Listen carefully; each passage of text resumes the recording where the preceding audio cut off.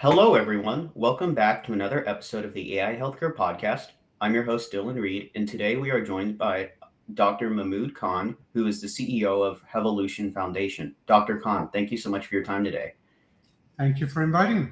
We're glad you're here. And what drove you into the field of medicine? I went into medicine. I started medical school 1976. Now I'm dating myself. But I was always passionate and enjoyed science and enjoyed biology in particular. I just loved the fact of thinking about integrated systems. And back in the 70s, wanted to do all of that and have a somewhat of a secure career. Medicine was the obvious answer for me. And that's what started my journey. I was naive, didn't know much about what it actually meant to be in medicine, but it sounded cool at the time. And growing up, were you interested in science or did you like solving complex problems? I was reading and loved reading about science and the questions of why things worked, how they worked, since I was probably in late elementary school. Wow. It was something that always fascinated me in science experiments and chemistry and biology. And that leads into my next question nicely. So with your interest in science from a young age, what led to the creation of Hevolution? So Hevolution was created by Royal Order approximately 6 years ago with the notion to take on a grand challenge that was relevant to every human being in every part of the world and solve one of the biggest challenges that modern society has, which is the big, huge demographic change that's going on around the world, and accompanying that with a greater and greater life expectancy, but the challenge of the fact that increasingly we are living with age-related diseases and disability and dysfunction over at least 10-year period on average, which is causing significant healthcare burden, economic burden, as well as morbidity, right? Quality of life. And so the chance to take that on was essentially the inspiration behind the creation, coupled by the fact that the science has progressed in such a dramatic way that we have line of sight now that this is not inevitable. And in fact, things could be done about it, and we just need to unlock all that scientific potential and bring it into society to actually use. So how do you bridge that? And Hevolution was a mechanism and is a mechanism to bridge the potential to the actual actionable using our expertise and our investment. And you bring up an interesting point because in the past, there's been just a miscommunication, it seems, between the actual research and the implementation. From your experience being in the medical profession, what has been the main cause or the main causes of that disconnect? Well, like any technology, not just in healthcare, you get in the early stages when new knowledge comes to the surface, early adopters who become very enthusiastic. And while the science they communicated, there's really not a roadmap of how will this actually get used, how will it get implemented, and how do you democratize it? Because often early technologies are either inaccessible or unaffordable or both. So there's lots of things that create this divide. And on the investment field, we call it the valley of death. Early investment comes, then there's not enough investment to take that into scale before large corporations really get behind it. And the investment field calls that the valley of the death. Implementation, policy, lots of things are barriers to bridging that. And so we've seen this with other fields. I'm an endocrinologist. There was a time with diabetes that other than measuring sugar in your urine, there's no way of monitoring blood sugar, let alone to today, where you can actually wear a sensor that tells you your blood sugar every minute. Insulin was something that you took out of a vial. Now there's pumps. So there's lots of technology. Similarly, cancer, for most cancers was essentially a diagnosis that said there is no treatment. Majority of people with cancer can get good quality of life extension, if not curable, based on that difference was all those things. So aging, in many ways, the field of geroscience is where oncology, the field of cancer, was 40 years ago. Or the field of diabetes and metabolic disease was 40 years ago when I was a medical student. Yeah, because you bring up another interesting point, the the communication aspect of it, and being here in the United States, we have the tendency to not do a good job of communicating science to the public, and you can have the best product or the best service in the world to solve a particular medical problem, but if you can't communicate that effectively, concisely, and efficiently to potential investors, then it's a moot point. Well, it's not just investors, right, Dylan? I mean, if you think about what did COVID teach us? We learned that if you can have the best science on the planet around testing and vaccination, and yet the US was not amongst the leaders in terms of implementing vaccination, either getting it available, and yet we invented in America the technology that gave the world the most effective vaccines. It was invented in America, but we weren't the most effective in deploying it. Eventually we got there. And much of the technology to test for COVID was part of that. And so this was mostly not because of science, not because of knowledge, not because of resources. It was because of acceptability to society and our ability to communicate it effectively. There's a bridge between knowing what the science is and effectively communicate it so people embrace it. That's true for the layperson and the investor. And logistics also plays a big part too as well, since we're such a big country as well. So just a personal story. My grandmother is a type 2 diabetic, and I just remember her being in Florida. My family had to drive her to another city in Florida, which was at least another 45 minutes away just to get the vaccine. So just like, but doesn't it raise another question, which is, for a country with our resources, why geographic location would be a barrier to access? That's a different discussion, but it really does raise an interesting question around why the wealthiest country on the planet cannot, in that example, get the logistics right. And you can expand that argument even further to, well, is the United States, knock on wood, another pandemic doesn't happen in your lifetime or my lifetime, but did we really learn anything? Are we really prepared for the next pandemic in case it does happen? So I'm a half full type of person, and I would look at the positive of what we learned from COVID first. One of those, and I really need to give credit to the US NIH and the amazing scientists that were working on this 10 years before COVID happened, which is the science that gave us the RNA platform funded by the US government, for which, of course, the Nobel Prize nominations rightly so happened. That was done 10 years before COVID. So clearly there was parts of the scientific community that were preparing. The vaccine wasn't developed in 12 months despite lay press. It was one of those overnight successes that took 10 years to develop.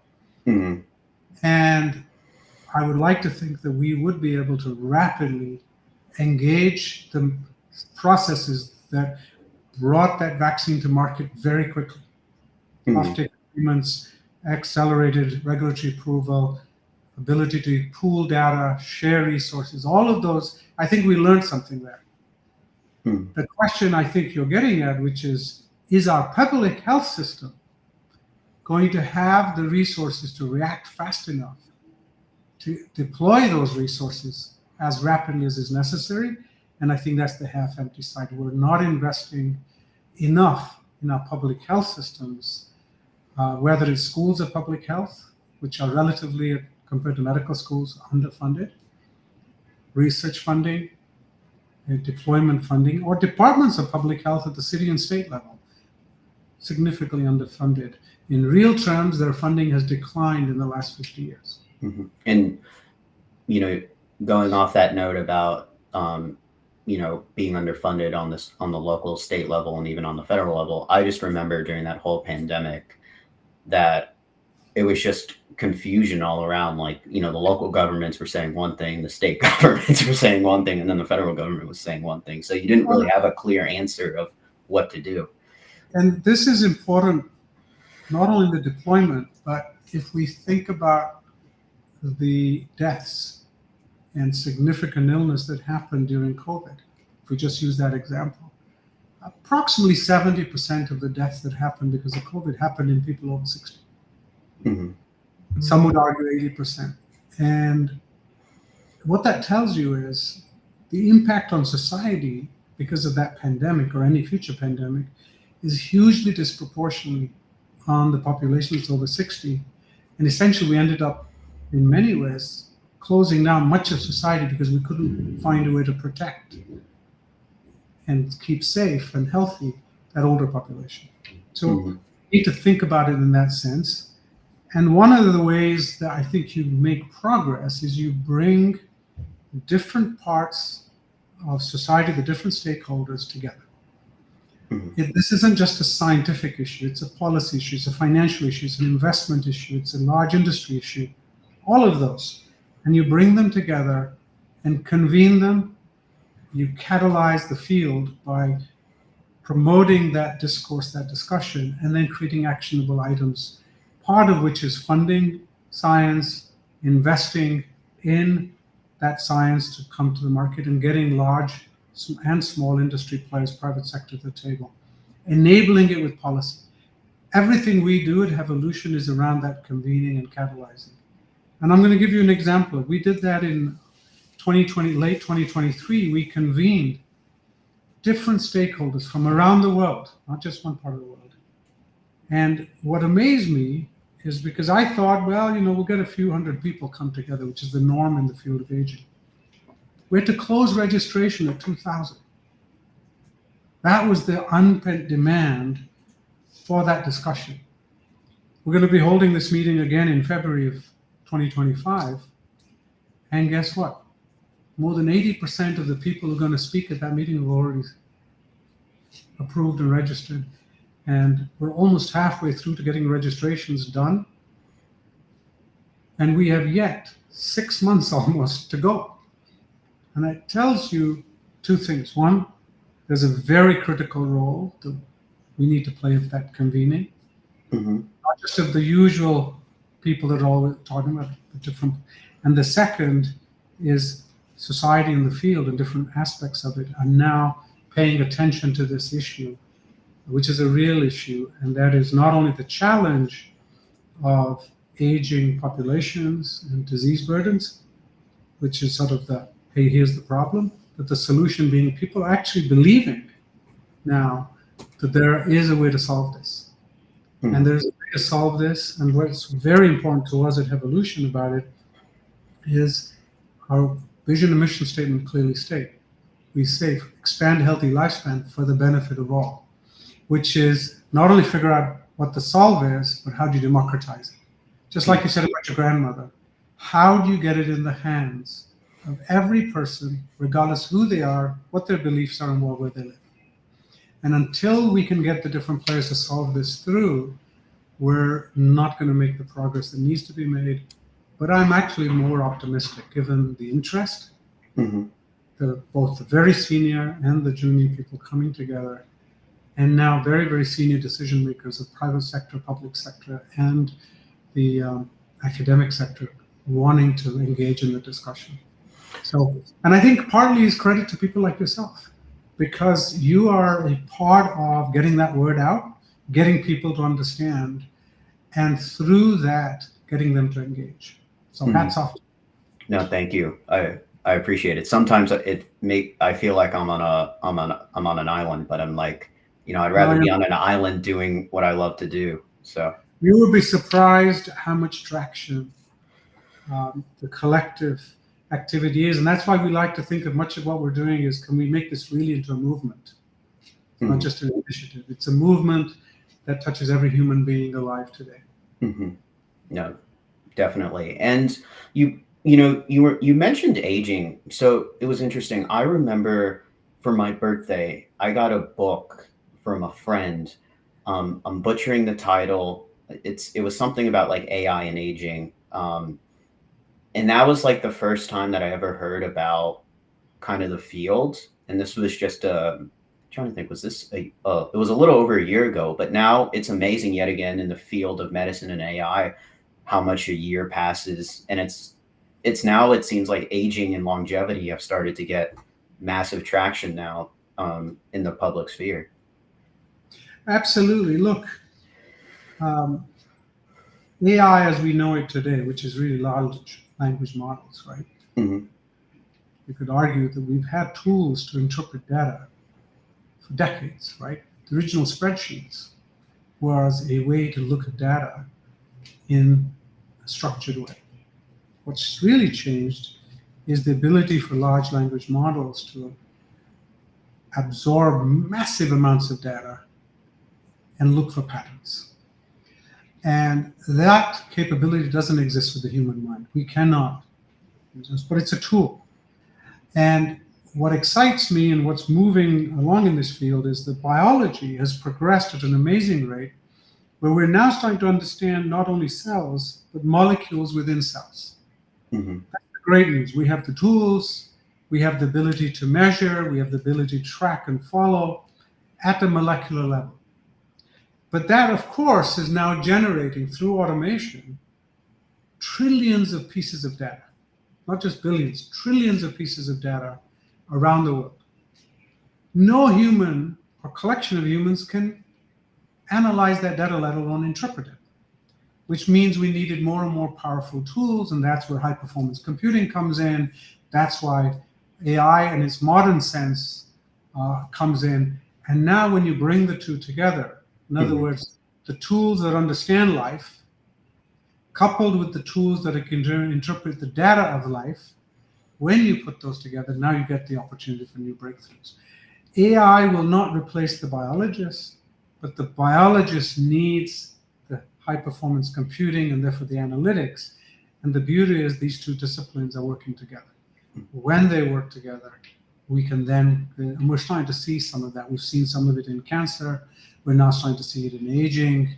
We're starting to see it in medical imaging interpretation.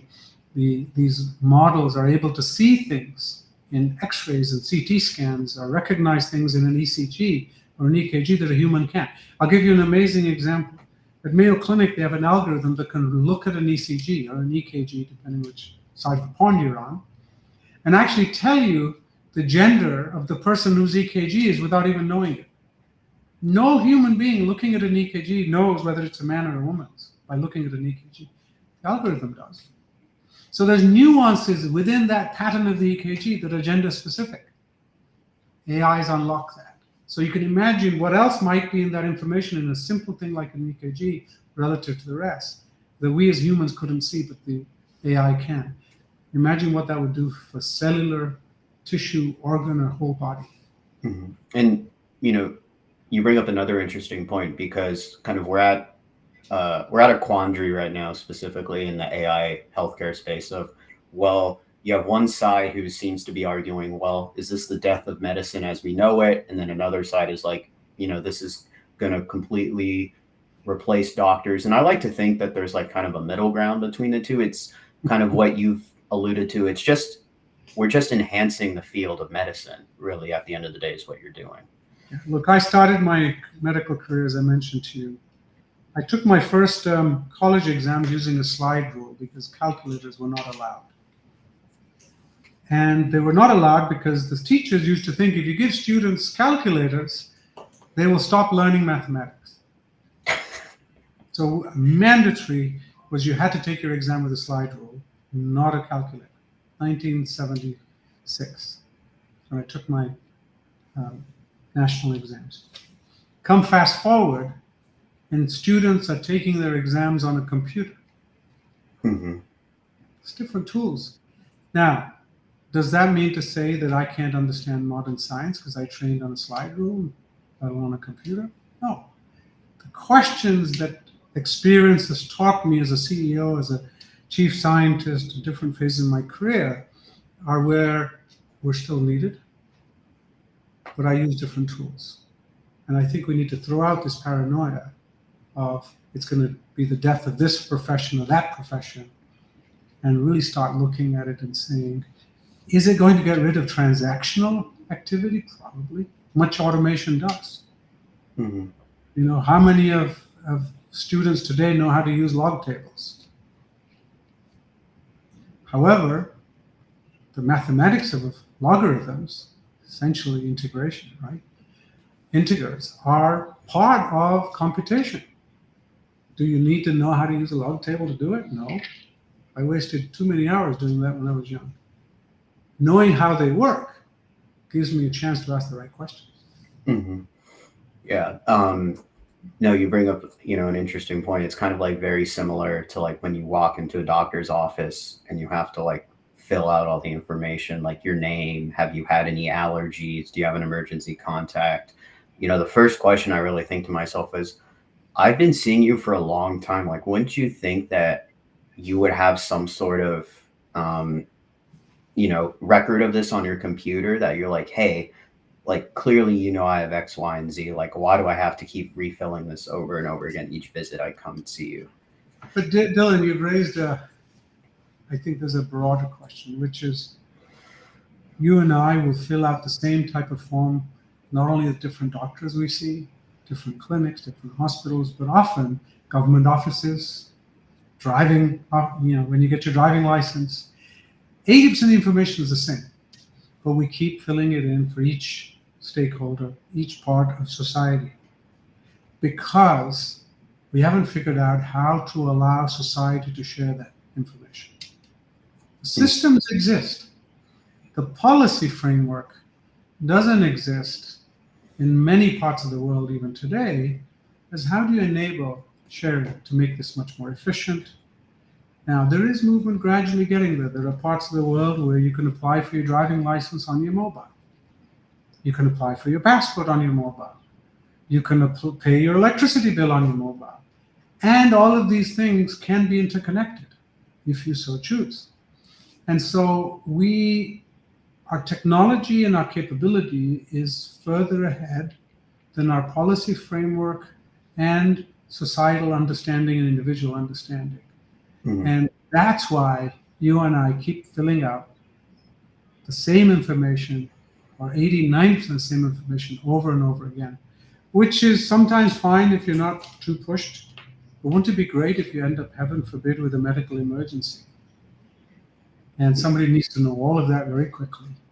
And they could just scan your, iris, a fingerprint or something, and boom. Mm-hmm.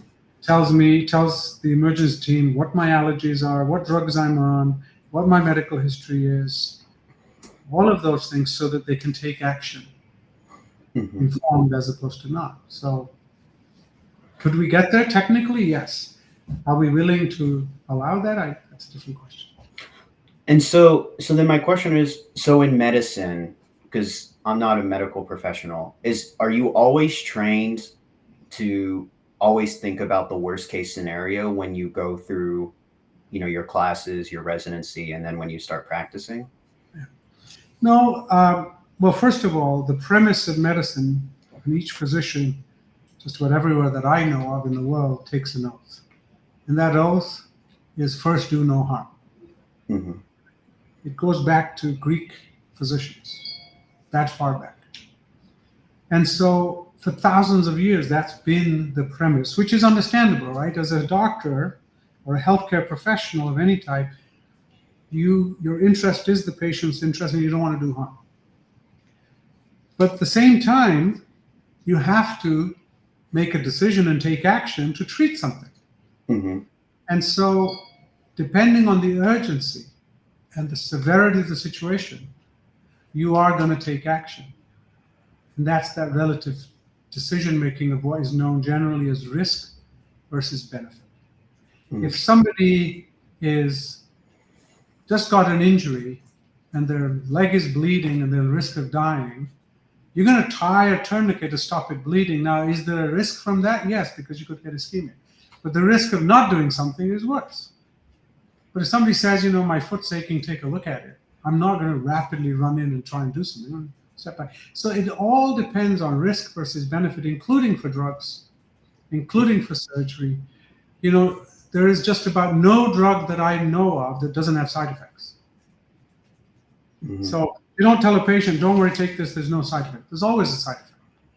But not treating it may actually be worse. And so so if somebody has very high blood pressure, yeah, there's a side effect. But if you don't treat their blood pressure, they could get a stroke and they could get a heart attack and they could go into kidney failure or go blind, right? Depending on the severity of the high blood pressure. Mhm.